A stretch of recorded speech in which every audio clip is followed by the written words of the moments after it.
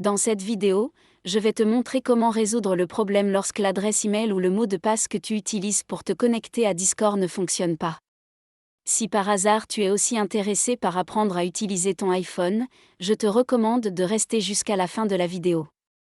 Alors, si en essayant de te connecter à Discord, tu saisis ton email et ton mot de passe, et que ce message d'erreur apparaît, on peut le résoudre de plusieurs manières.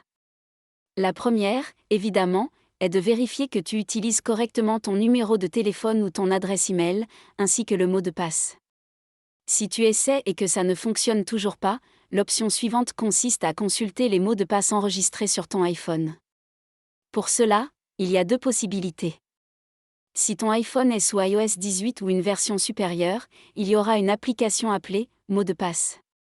Cherche-la et ouvre-la. Elle a pour icône une clé.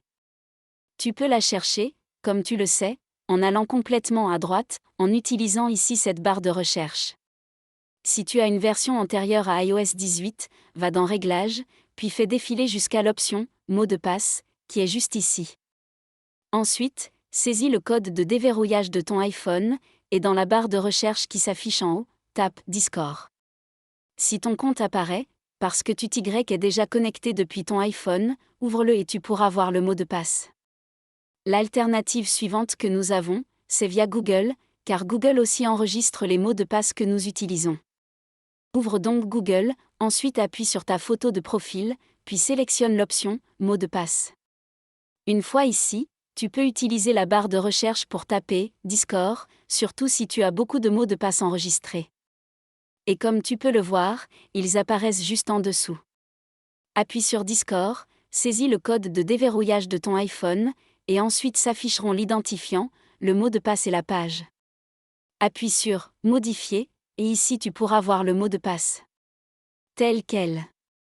Maintenant, si cela non plus ne fonctionne pas, je te recommande de retourner sur Discord et d'appuyer sur l'option « Mot de passe oublié ». Appuie dessus, confirme pour qu'ils voient que tu n'es pas un robot, et ensuite, ils t'enverront soit un SMS à ton numéro de téléphone, soit un email à ton adresse.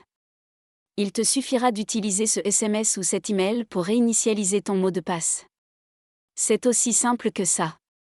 Et maintenant, si tu veux apprendre à utiliser ton iPhone, chaque jour une fonction est expliquée en étapes simples. C'est complètement gratuit, et pour la recevoir par email, tu as un lien dans la description.